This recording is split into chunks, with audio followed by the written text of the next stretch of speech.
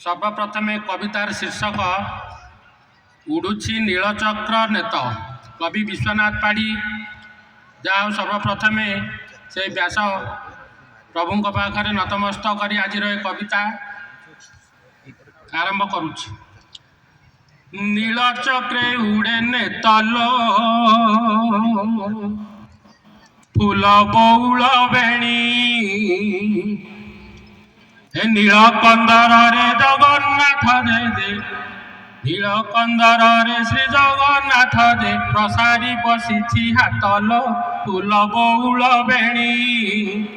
सांगरे भौणी भाईल फूल बौल बेणी ए पासे सुदर्शन अछंती जे रही पासे सुदर्शन अछंती जे रही शोभा को उपमा नाहिल फूल बौल बेणी कलप बटर छाइल फूल बौल बेणी ए भट गणेश पाखरे जे जाई भट गणेश पाखरे जे जाई धियाने बसिबा रहिल फूल बौल बेणी आनंद बजार हाटल फूल बौल बेणी ए बिका हेउछि अभड़ा भात जे बिका हेउछि अभड़ा भात जे साक्षात अटे अमृतल फूल बौल बेणी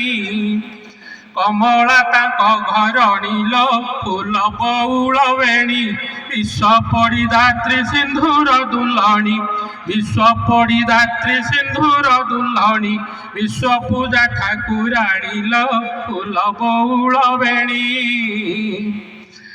बाटरे बाट मंगलाल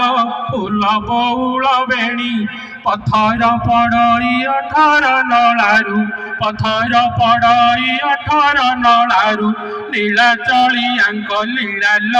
फूल बौल बेणी ए लागिला कालिया डोरिल फूल बौल बेणी आस सांग साथी मने जागी प्रीति आस सांग साथी मने जागी प्रीति बुली जीवा आमे पुरील फूल बौल बेणी नीलचक्र बाना देखल फूल बौल बेणी नीलचक्र बाना देखल फूल बौल बेणी हरि बोल गोटे दियल फूल बौल बेणी करताली संगे थिले हरि बोल करताली संगे थिले हरि बोल से तो जगा को लागई भल फूल बौल बेणी।